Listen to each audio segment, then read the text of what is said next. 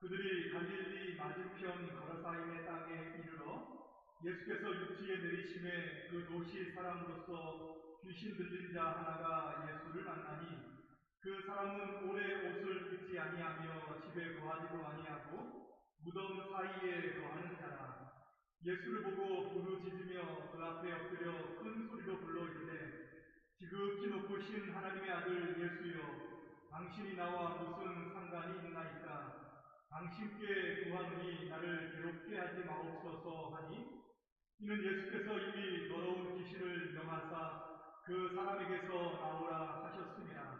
귀신이 가끔 그 사람을 붙잡음으로 그를 쇠사슬과 도랑에 매어 지켰으되 그 맨 것을 끊고 귀신에게 몰려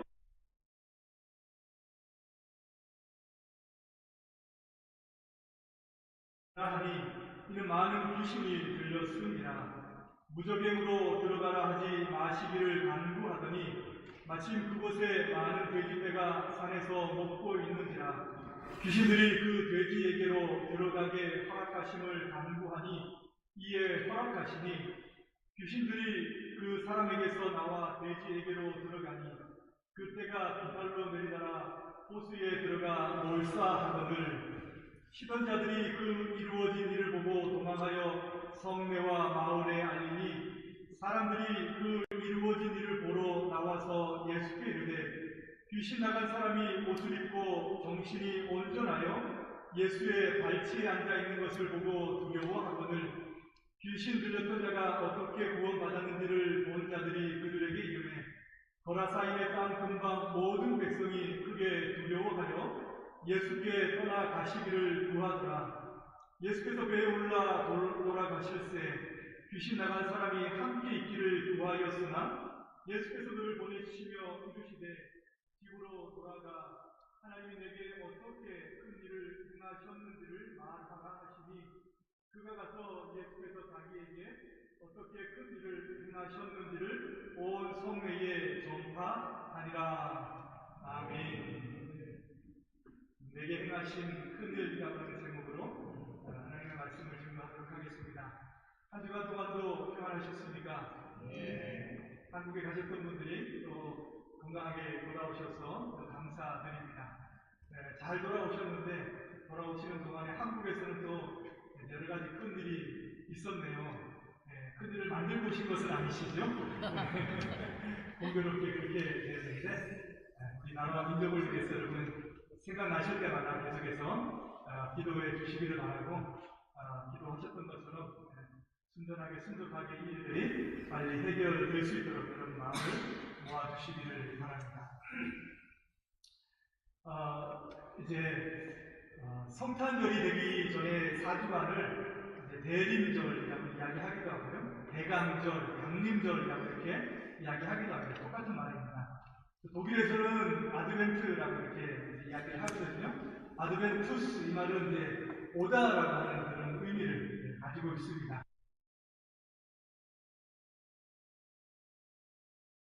예수님께서 오셨는데 오신 주님을 기다렸던 마음처럼 이제 오실 주님을 기다린다라고 하는 그런 이제 의미가 있습니다. 전통적으로 교회에서는 이때를 시작으로 해서 교회력의 이제 시작으로 이렇게 이야기를 해요.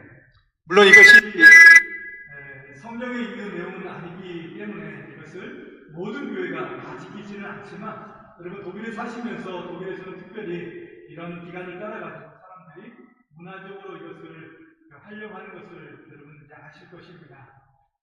예수님께서 이 땅에 오신 목적이 무엇인가, 이것을 기억을 해야 됩니다. 예수님께서 이 땅에 오신 목적은 우리를 죄 가운데에서 구원하시기 위해서 오셨죠.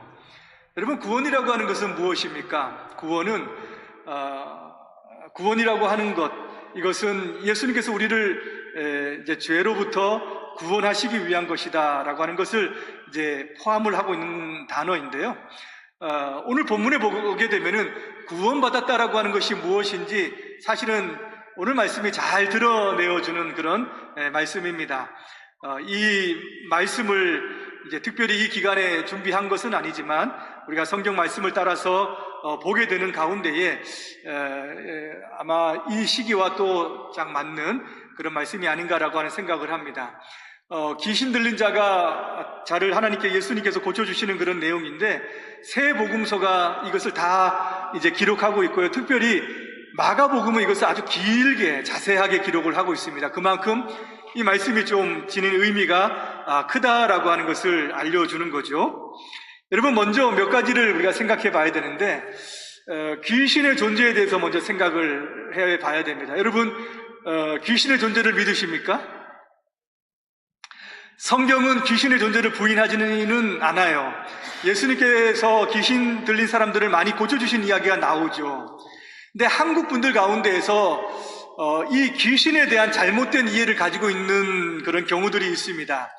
귀신이 뭐냐라고 했었을 때에 귀신을 죽은 자의 영이다, 죽은 자의 혼이다, 이렇게 생각을 한다는 거죠.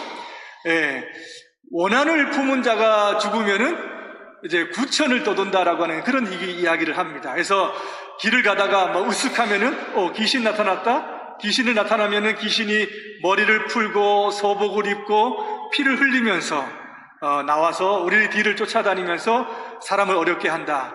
원한 가진 사람에게 나타나가지고 그를 힘들게 한다. 이거 우리가 이렇게 이제 귀신을 생각하는데, 사실 이것은 전설의 고향이 만들어낸 상상입니다. 전설의 고향에서 그렇게 이야기합니다. 성경은 죽은 자의 영에 대해서 언급이 없습니다. 죽은 자의 영이 떠돌아다닌다, 그것이 귀신이 된다라고 하는 이야기를 하지 않는다라고 하는 거예요. 한국의 베레아 김기동이라고 하는 이단이 있습니다. 이 사람은 어떻게 주장을 하냐면, 귀신은 불신자가 죽게 되면은 그것이 귀신이 된다라고 이렇게 가르쳤어요. 그래서 이 귀신이 모든 질병을 가지고 온다라고 이야기했습니다.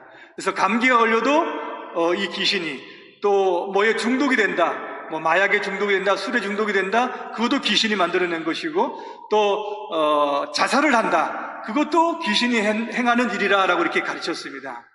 근데 이 모든 것도 사실은 잘못입니다. 그래서 한국 교회에서는 이단이다라고 이렇게 이야기하는 거예요. 그렇지 않습니다. 불신자의 영혼이 죽으면은 지옥으로 가는 겁니다. 더 이상 이 세상 가운데 존재하지 않는다라고 하는 거예요. 그래서 그렇게 가르치는 귀신에 대해서는 여러분 잘못된 것이다라고 생각을 해야 됩니다. 감기 오는 거 귀신이 가져다 주는 거 아닙니다. 건강관리 잘 하시기 바랍니다. 그러면 귀신의 정체가 뭐냐라고 하는 거예요. 귀신의 정체가 뭐냐? 여러분, 귀신은 사단, 마귀라고 하는 존재의 영의 부하입니다. 쫄개라고 하는 거예요. 요한계시록 12장 9절에 보게 되면은 이렇게 얘기하고 있어요. 큰 용이 내쫓기니 옛뱀 곧 마귀라고도 하고 사탄이라고 하며 온 천하를 꿰는 자라. 그가 땅으로 내쫓기니 그의 사자들도 그와 함께 내쫓기니라 라고 이렇게 이야기하죠. 여기 마귀라고 하기도 하고 사단이라고 얘기하기도 합니다. 옛 뱀이니까는 이제 아담과 하와를 유혹했던 그 뱀을 이야기하는 것이고, 그게 마귀고 사단입니다. 온 천하를 깨고 다니는 거예요. 근데 그의 사자가 있다라고 얘기합니다. 이것이 바로 귀신입니다. 16장에 보면 또 귀신의 영이라고 하는 표현이 나오고 있어요. 이것을 보면은 악한 영도 뭐가 있냐면은 질서가 있고 조직이 있고 권세별로 나눠져 있는 것을 알 수가 있는 겁니다. 가장 큰 힘센 악한 영이 있고, 귀신들은 그것의 부리는 쫄개다라고 이렇게 하는 것을 생각해 보면 돼요. 그러면 이 귀신이 어디에서 나왔냐? 어디에서 출발했냐? 사실 사단이나 귀신에 대한 그 출처에 대해서 정확하게 성경은 이야기하지 않습니다. 우리 인간은 얘기하죠. 인간은 창세기 2장에서 흙으로 지음받은 것을 분명하게 이야기하는데, 이 귀신이나 천사나 사단이나 이런 영들에 대해서는 그 출처를 분명하게 밝히지는 않아요. 그런데 유다서 1장 6절에 보면 이런 말씀을 하고 있어요. 또 자기 지위를 지키지 아니하고 자기 처소를 떠난 천사들을 그 큰 날의 심판까지 영원한 결박으로 흑암에 가두셨으며 라고 이렇게 말씀을 합니다. 그러니까는 자기 지위를 지키지 않고 자기 처소를 떠난 천사, 천사는 영이기 때문에 이것이 바로 타락한 천사, 타락한 영, 악한 영이라고 이렇게 이야기하는 거죠. 그래서 그 정도에서 우리는 생각할 수 있습니다. 자기 처소와 지위를 떠난 악한 영이 있구나. 천사가 타락을 했구나라고 하는 그 정도 우리가 생각할 수 있다는 거죠. 그 이상은 사실 성경이 침묵하는 거예요. 그러니까 사람들이 이것이다 저것이다 라고 이야기하지만 사실은 잘 모른다라고 기원에 대해서는 잘 모른다라고 이렇게 이야기를 해야 됩니다. 그렇다면 귀신들이 어떤 활동을 하느냐, 귀신들이 하는 사역이 무엇냐라고 이렇게 이야기했었을 때에 귀신은 사람 속에 들어가서 사람을 사로잡습니다. 그래서 귀신 들린 사람이 생기는 것이죠. 여러분, 사람에게 귀신이 들어가서 이 귀신이 사람을 사로잡으면은 어떤 특징이 나타날까요? 오늘 말씀을 보게 되면 그 특징이 나타나는데, 첫 번째로 인간다운 삶을 살지 못하게 합니다. 인간성을 파괴한다는 거예요. 옷을 입지 않고 다닙니다. 옷을 입지 않고 다니면 부끄럽잖아요. 근데 부끄러운 줄을 모른다라고 하는 거죠. 또한 사회적인 활동을 불가능하게 합니다. 이 사람은 집에 거하지 않아요. 사람들과 함께 살지 못합니다. 어디에 사냐면 무덤에 거합니다. 무덤은 어떤 곳입니까? 죽은 자들이 거하는 거예요. 생명은 있고 호흡은 있지만은 살아있는 사람들과 함께 살지 못하고 죽은 자가 거하는 곳에, 거기에서 죽은 자처럼 살아가는 것이 바로 귀신 들린 자의 삶입니다. 사람들과 혹 함께 산다라고 할지라도 그의 영은 죽은 자처럼 행동한다는 거죠. 또한 하나님과 분리되어서 살아가요. 하나님과 분리되어져 있다는 거예요. 여러분, 이 사람이 예수님을 만나서 하는 그런 이야기를 한번 들어보십시오. 엎드려서 큰 소리로 외칩니다. 지극히 크신 하나님의 아들 예수여라고 하는 거죠. 불신자들도 알아보지 못하는 그 지식을 이 귀신이 가지고 있습니다. 이 사람이 아니라 이 귀신이 이 사람의 입을 빌려서 지금 이야기하는 거예요. 예수님을 보고 하나님의 아들이다라고 합니다. 대단한 신적인 지식을 가지고 있는 거예요. 그런데 뭐라고 이야기하냐면 당신과 나와 무슨 상관이 있나이까 라고 해요. 서로 상관이 없다라고 합니다. 사람은 알아보죠. 하나님의 아들인 것은 알아보지만은 상관이 없다라고 이야기하는 거예요. 지식만이 있을 뿐이지 주님을 추종하거나 따르거나 순종하거나 그런 마음의 태도가 전혀 없는 겁니다. 여러분, 야고보서 2장 19절에서 이 말씀을 대변해서 이야기해요. 뭐라고 이야기하냐면 내가 하나님은 한 분이신 줄 믿느냐? 잘하는도다. 귀신들도 믿고 떠느니라 라고 이렇게 이야기하죠. 그래서 믿음 가운데 모든 것이 참 믿음이 아니라 지식적인 믿음이 있다라고 이렇게 이야기하는 이유가 바로 이거예요. 믿음이 있긴 있는데 지식은 있는데 순종하지 않고 따라가지 않는다라고 하는 거죠. 그러면서 또 뭐라고 이야기하냐면 나를 괴롭게 하지 마옵소서라고 합니다. 여러분, 예수님을 만난 사람들 가운데 예수님이 괴롭게 한 사람이 있습니까? 다 예수님을 만나가지고 좋은 일, 맞죠? 병도 치유받고 귀신도 나가고 또 죽은 자도 살아나고 삶이 바뀌고 행복해지는데 이 사람은 뭐라고 해요? 나를 괴롭게 하지 말라는 거예요. 나를 괴롭게 하지 말라. 나를 내버려 두라. 나를 건들지 말라라고 이렇게 이야기한다는 거죠. 예수님을 만나면 괴로움을 느끼는 겁니다. 하나님의 아들에 대해서 괴로움을 느끼는 것이 바로 이 귀신 들린 사람의 모습이다라고 해요. 여러분, 오늘날은 귀신 들린 사람들을 적게 보죠. 저 어릴 때마다 조금 있긴 있었는데 지금은 귀신 들린 사람들이 거의 보지 못하는 시대가 되었어요. 왜 그럴까요? 왜 귀신들이 완전히 사라졌을까요? 복음이 왕성해서 귀신들이 다 쫓겨났기 때문에 그런 것일까요? 아닙니다. 여러분, 귀신 들린 사람들이 많은 사회는 미신이 많아요. 또 사람들이 미신을 믿는 사회입니다. 그래서 미신을 믿고 미신이 이야기하는 것을 추종하고 그것을 따라가는 거예요. 그래서 귀신들이 사람을 사로잡아가지고 무섭게 하고 세상을 요동치게 하고 흔들리게 하고 지식과 판단을 바르게 못하게 하는 그런 일들을 행하는 겁니다. 근데 오늘날은 여러분, 이성이 발달하고 과학이 발달하잖아요. 사람들이 미신을 잘 믿어요, 안 믿어요? 이제는 잘 믿지 않습니다. 저거는 미신이다라고 사람들이 생각을 해요. 그래서 18세기 계몽주의 시대 이후 이성이 발달하고 난 다음부터는 거의 귀신의 존재들을 사람들이 믿지 않으니까 이 귀신의 활동을 잘 못하는 겁니다. 왜냐하면 효과가 적기 때문이에요. 사람들이 에이 저건 미신이야, 저건 없는 거야 이렇게 자기 존재를 치부해 버리니까 더 이상 귀신 들린 사람들이 그런 활동들이 적다라고 하는 거예요. 그런데 여러분, 요즘 시대를 한번 잘 보세요. 사람들이 귀신을 무서워하거나 귀신이 없다라고 이렇게 이야기하는 것이 아니라 귀신과 조금 친근해지는 시대로 우리가 살아가고 있는 거 여러분 아세요? 귀신과 조금 가까워지는 시대로 살아가고 있어요. TV에서도 무속인들이 친근하게 등장하잖아요. 그러면서 그 사람들도 인간적인 삶으로 우리 속에서 살아가는 사람들이라고 하는 것을 가까이 보여주죠. 연예인들이 TV에 나와서 점 봐주는 그런 프로그램들을 하잖아요. 거기에 대해서 사람들이 친근하게 느낀다는 거예요. 가깝게 느낀다라고 하는 겁니다. 그래서 악한 영에 대한 그런 거부감을 제거하는 시대로 나아가고 있다라고 하는 거예요. 영을 분별해야 될 줄로 믿습니다. 진짜입니다. 영을 분별해야 되는 거예요.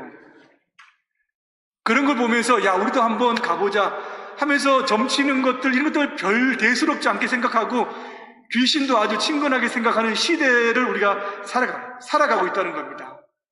그런데 이런 귀신 들린 사람들이 적다고 해서 사단의 활동이나 마귀의 활동들이 사라지거나 적거나 축소해진 것이 아니에요. 이 세상은 여전히 여러분 악한 영의 권세 아래에 있습니다. 에베소서 6장 12절에 이렇게 말씀을 해요. 여러분 잘 아는 말씀이죠. 우리의 씨름은 혈과 육을 상대하는 것이 아니요 통치자들과 권세들과 이 어둠의 세상 주관자들과 하늘에 있는 악한 영들을 상대함이라 라고 말씀을 합니다. 어떤 누구를 상대하는 거예요? 악한 영, 하늘에 있는 악한 영, 이 세상에 통치하고 권세자, 어두움을 주관하는 영이라고 이렇게 이야기하고 있습니다. 에베소서 2장 2절에도 뭐라고 말씀하고 있냐면요, 그때 너희는 모든 신자들의 과거를 이야기하는 거예요. 그 가운데 행하여 이 세상 풍조를 따랐고 공중의 권세 잡은 자를 따랐으니 곧 지금 불순종의 아들들 가운데에서 역사하는 영이라. 지금도 불순종의 아들들 가운데 역사하는 영이 있는 거예요. 공중 권세 잡은 자, 그 모든 자들을, 그 악한 영을 따랐다라고 이야기하는 거예요. 언제? 예수 믿기 전에. 여러분들이 예수를 믿고 신앙을 고백하고 나오기 전에는 다 그러한 삶으로 따라갔다는 거예요. 이 세상은 여전히 악한 영의 지배 가운데 있다라고 하는 것을 말씀합니다. 귀신을 통해서 이렇게 하지는 않지만, 보이지는 않지만 잘못된 사상을 통해서, 잘못된 생각을 통해서, 잘못된 철학을 통해서 사람들로 하여금 이 세상의 풍조를 지배해서 쫓아가게 하는 거예요. 사람들이 부끄러운 일을 행해도 부끄럽지 않다라고 생각을 동일하게 합니다. 부끄러운 일을 행하는데 부끄러운 일을 몰라요.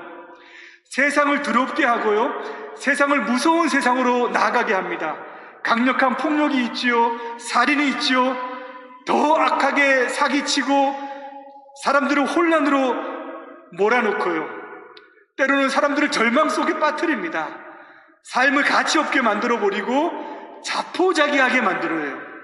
사람들을 마약과 중독 같은 것들로 빠지게 해서 그것들로 삶의 어떤 위안을 받게 하는 그런 식으로 세상을 조장해가고 그런 풍조와 풍속을 만들어가고 있다라고 하는 거예요. 이것이 여러분 악한 영, 크게 보면 악한 영이 공중권세 잡은 자들이 이 세상에서 활동하고 있는 그런 모습이다라고 하는 거예요. 하나님의 말씀에 대해서, 하나님에 대해서 정면으로 대적하게 하고요, 거부하게 하는 그런 행동을 사람들이 쉽게 단체로 그런 생각과 그런 사상 가운데에 행하도록 만들어가고 있다는 거예요. 우리가 알지 못할 뿐, 여러분 이런 세상 가운데 우리가 지금 살아가고 있는 겁니다. 지금도 이 세상은 사단의 지배와 통치 가운데에 사람들이 속에서 살아가고 있는 거예요. 여러분 구원이라고 하는 것이 무엇입니까? 우리도 과거에는, 그때는 그런 삶으로 살아가고 있었다라고 하는 거예요. 예수님께서 이 악한 영에 대해서 어떻게 말씀하십니까? 어떻게 대하십니까? 뭐라고 말씀하십니까? 29절에 보면은 이 더러운 귀신을 명하사 그 사람에게로 나오라 명하셨음이라 라고 이렇게 말씀을 하고 있습니다. 예수님은 이 악한 이 더러운 귀신을 대적하셨죠. 나오라고 명하셨습니다. 여러분, 예수님은 사랑이 많으신 분이세요. 모든 사람들에게 친절히 대하시는 분입니다. 그런데 귀신에게서는 친절과 사랑을 베풀지 않아요.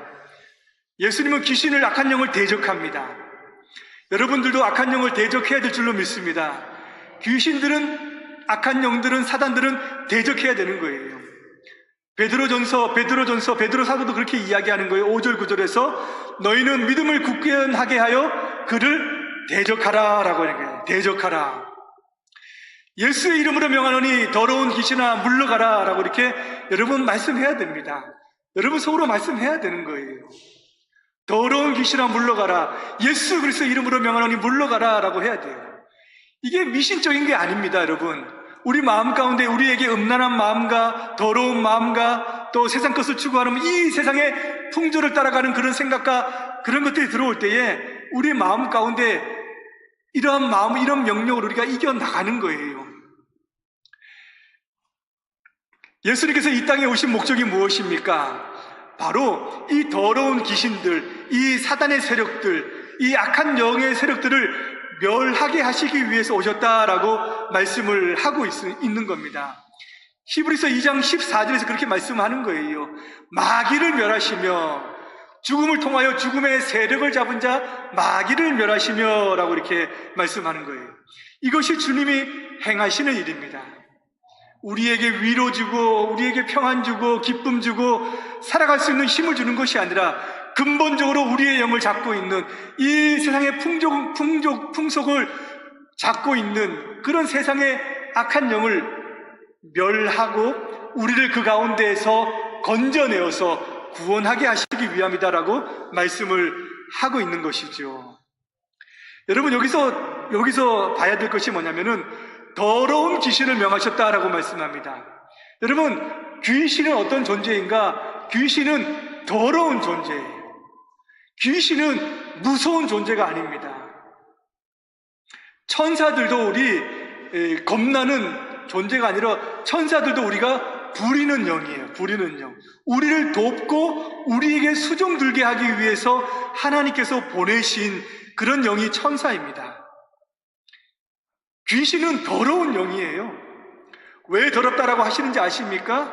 그 말씀을 보게 되면 32절에 무적행으로 보내지 말고 어디로 보내달라고 이야기하냐면은 이 더러운 귀신들이 돼지떼에게로 보내달라고 얘기해요. 돼지떼에게로. 여러분 돼지는 어떤 존재입니까? 어떤 동물이에요? 맛있는 동물이죠.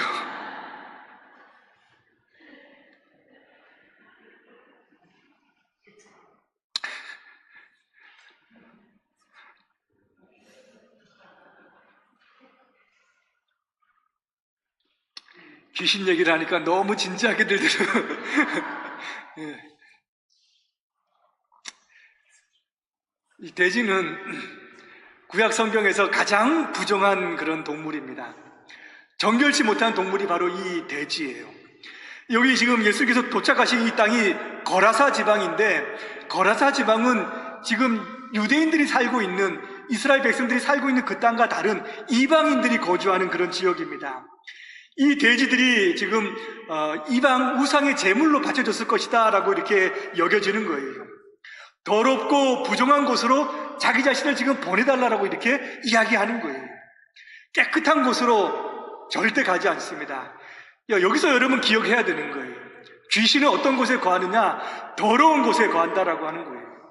그러면 귀신이 거하지 않는 곳은 어떤 것이냐? 반대로 정결한 곳, 깨끗한 곳, 성결한 곳, 그런 곳에서는 이 귀신이 활동할 수 없고 머물 수 없고 싫어한다라고 하는 거예요. 신자들은 이것을 기억해야 됩니다. 더러운 것은 더러운 것을 부르는 거예요. 불결한 것은 불결한 것을 부르는 것입니다. 똥이 있으면 반드시 뭐가 있습니까? 똥파리가 있는 거예요. 처음엔 한 마리가 있지만 나중에 되면은 친구들 데리고 옵니다. 그래서 많아지는 거죠. 그 파리채로 잡아봐야 소용없습니다. 어떻게 해야 되는 거예요? 근본적으로 똥을 치우면은 파리들은 사라지는 겁니다. 우리 가운데 있는 더러운 생각들, 하나님이 기뻐하시지 않는 것들, 그런 것들을 우리 가운데 치워버려야 되는 거예요. 그래야지 우리가 이러한 것에서, 정결한 것에서 살아갈 수 있는 겁니다. 신자는 여러분 정결한 영을 소유한 사람들이에요.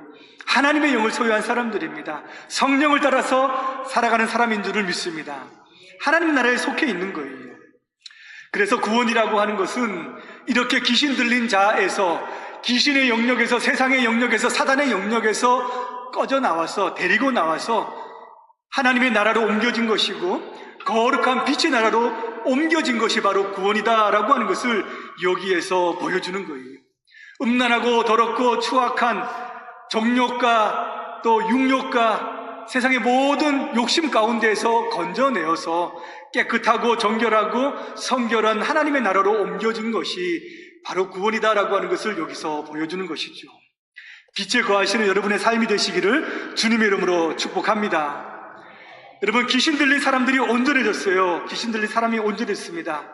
근데 이 일이 여러분 주변에 금방 퍼졌습니다. 사람들에게는 너무 중요한 이슈잖아요. 귀신이 쫓겨났다는 거죠. 거라사 지방 인근에 있는 사람들이 다 지금 몰려왔습니다. 그러면서 귀신 들린 사람을 지금 봅니다. 이 사람이 이제는 옷을 입고 있고 정신이 온전하게 되어서 예수님의 발 앞에 지금 앉아 있습니다. 그러면서 이 사람들이 지금 어떻게 이 귀신 들렸던 자가 구원받은지를 보고 지금 크게 두려워하면서 예수님께 지금 간청합니다. 예수님께 뭐라고 간청하고 있습니까? 37절에 보니까 예수께 떠나가시기를 구하더라라고 이렇게 이야기해요. 너무 놀라운 얘기 아닙니까, 여러분? 아니, 귀신 들린 사람이에요. 그 온 사람들 가운데에서는 자기 가족도 있을 것이고 친척도 있을 것이고 자기 친구들도 있을 것인데 이 사람이 정신이 온전하게 되었으면 어떻게 해야 됩니까?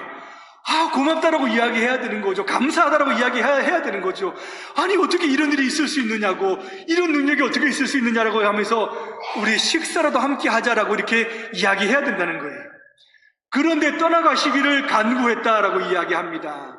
왜 그랬을까요, 여러분? 너무 두려워서 그랬을 것이다 라고 한 가지 생각은 할 수가 있어요. 너무 두려웠을 것이다. 근데 더 중요한 이유는 무엇이냐? 경제적인 이유 때문에 그래요. 마가복음에서는 죽은 돼지의 수를 얼마라고 이야기하냐면 2,000마리라고 이야기합니다. 2,000마리. 2,000마리라고 하면은 어느 정도 될까요? 제가 궁금해서 한번 생각을 해봤습니다. 물론 오늘날과 1대1로 비교할 수는 없지만 오늘날 돼지 한 마리가 얼마인가? 한국 돈으로 약 40만 원이 되더라고요. 40만 원. 40만 원 생각하니까는 많이 남겨 먹겠다 싶은 생각이 들었습니다. 40만 원이 한 마리인데 2,000마리가 되니까는 8억 원이에요. 8억 원. 물론 적지 않은 그런 금액이죠. 이것이 한 사람의 재산은 아니었을 것이라고 생각이 됩니다. 아마 마을의 공동 재산이었을 것이다라고 생각도 들기도 했어요. 그런데 여러분, 적지 않은 금액이지만 이 금액이 아무리 크다 하더라도 한 영혼의 가치와는 비교할 수 없는 거잖아요. 이 사람들은 지금 한 영혼을 중요하게 생각하지 않았다는 겁니다. 잃어버린 이 2,000마리를 지금 더 소중하게 생각했다는 거죠. 예수님이 계속 머물면은 지금 돼지떼들이 다 몰살하겠다라는 생각이 들었던 거예요. 이 일이 반복되지 않게 되기를 원해서 예수님 보고 지금 물러가달라라고 이렇게 부탁을 하고 있는 겁니다. 여러분, 복음이 전해질 때마다 이런 일이 반복되어지는 것을 우리는 확인할 수 있어요. 사도 바울이 빌립보 지역에서 가서 귀신 들린 여정을 고쳐주었더니 전 보면서 이익을 보았던 그 주인이 손해가 되었다라고 하면서 이 바울을 고소해가지고 패서 감옥에 집어넣은 거 아닙니까? 에베소 지역에 가니까는 능력이 나타나고 권능이 나타나고 복음이 웅성하게 일어나니까는 거기에서 우상의 조각을 팔아서 먹고 살았던 사람들이 자기 자신들의 생계가 위험하다라고 하니까는 이 사도 바울과 일행을 죽이려고 했습니다. 죽이려고 했다니까요. 여러분, 사람들은 이 세상은 한 영혼을 귀하게 여기지 않습니다. 영혼을 귀하게 여기는 분은 오직 예수님 한 분입니다. 예수님 한 분만이 한 생명이 천하보다 귀하다라고 말씀을 해주셨어요. 모든 천하를 주어도 한 영혼과는 바꿀 수 없다라고 말씀해 주신 분이 예수님입니다. 여러분, 세상에 귀한 것이 얼마나 많은지 몰라요. 귀한 것이 얼마나 많은지 모릅니다. 사람들은 돈이 귀하다 그러면은 사람들도 팔아 넘깁니다. 사람들은 권세가 귀하다 그러면요, 사람들도 이용해요. 사람들은 권력을 유지하겠다 생각하면은 대중도 무시하고 사람들도 짓밟고 없인 여기는 것이 세상의 풍조잖아요. 근데 예수님께서는 이 귀신 들린 사람 한 영혼을 고쳐주기 위해서 12명의 제자를 데리고 밤에 풍랑이 일어나는 그 광풍을 내치면서 왔습니다.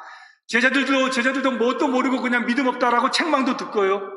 예수님께서는 자기 자신이 거부당할 것을 알면서도 이 영혼을 고쳐주셨고 치유해 주셨다는 거예요.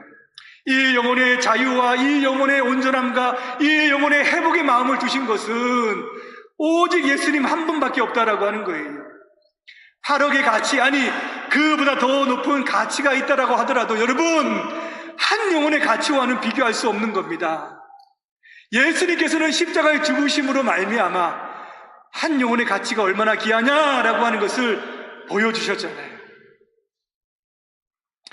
여러분, 예수님의 구원이 다른 사람들을 위한 것이다라고 생각하지 말아 주셔야 돼요. 예수님 잘 믿는 사람들, 세상에 복을 많이 받은 사람들, 정말 보면은 예수님께서 함께 하실 것 같은 그런 사람들을 위해서 예수님께서 오셨고 죽으셨다라고 생각하지 말아야 된다는 거예요. 연약하고 부족하지만 나 자신을 위해서, 내 한 영혼을 위해서도 예수님께서 이 땅에 오셨다라고 하는 것을 기억하시기를 바랍니다.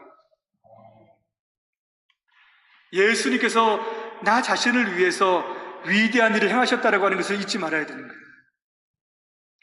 또 한 가지는 우리 교회가 정말 한 영혼을 귀하게 여기는 공동체가 되어줘야 됩니다. 한 영혼을 귀하게 여겨줘야 돼요. 우리가 다 아는 말씀이잖아요. 어릴 때부터 아는 말씀인데 저도 이 말씀을 그냥 잘 알죠. 근데 지난 9월달 한 집회 가운데 말씀을 듣고 앉아 있는데 주님께서 제 가운데 그런 마음을 주셨어요. 교회를 생각하고 목회를 생각하고 어떻게 교회를 이루어 나갈까라는 그런 여러 가지 고민 가운데에 하나님이 제 마음 가운데 그런 마음을 주시더라고요. 한 영혼을 귀하게 여겨라. 이것이 우리 모두의 마음이 되어져야 될 줄로 믿습니다.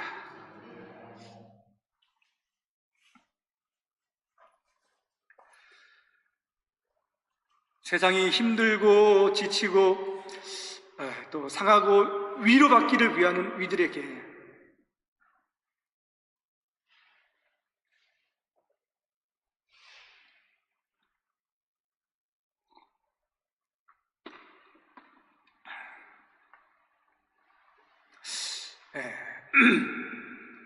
우리 모두가 서로서로 힘이 되어주는 그런 공동체가 되어져야 될 줄로 믿습니다. 귀신 나간 사람은 예수님과 함께 있고자 합니다. 그런데 예수님께서는 집으로 돌아가서 예수님께서 네가 어떻게 큰 일을 행하셨는지를 말하라라고 이렇게 말씀을 하고 있어요. 이 말씀에 순종하여서 이 귀신 나간 사람은 성내에 들어가서 자기에게 어떻게 큰 일을 행하셨는지, 어떻게 주님께서 자기에게 구원의 일을 행하셨는지 나가서 성내에 전파하였다라고 이렇게 마무리하고 있습니다. 여러분, 주님께서 여러분들에게 행하신 큰 일이 무엇인가? 여러분, 이 시기 가운데 다시 한번 마음에 새겨보시기를 바랍니다. 그리고 나에게 행하신 큰 일을 다른 사람들에게 또는 이 세상을 살아가면서 주변에 전파하는 우리 모두가 되어지기를 주님의 이름으로 축복합니다. 기도하겠습니다. 하나님 아버지, 감사드립니다. 여전히 악한 영이, 사단이, 어두움이, 죽음이 지배하는 이 세상 가운데에서 주님께서 우리 한 영혼을 위해서 이 땅에 오시고 또 그 영혼을 천하보다 귀하게 여겨주시며 또 하나님의 나라로 옮겨주시고 빛의 나라로 인도해 주신 것 주님 감사를 드립니다. 이 대림절 기간 가운데에 예수님의 다시 오심을 기다리는 우리 모두의 마음 가운데에 주님의 은혜를 다시 한번 기억하고 나아가는 우리 모두가 되어줄 수 있도록 인도하여 주옵소서. 예수님의 이름으로 기도드리옵나이다. 아멘.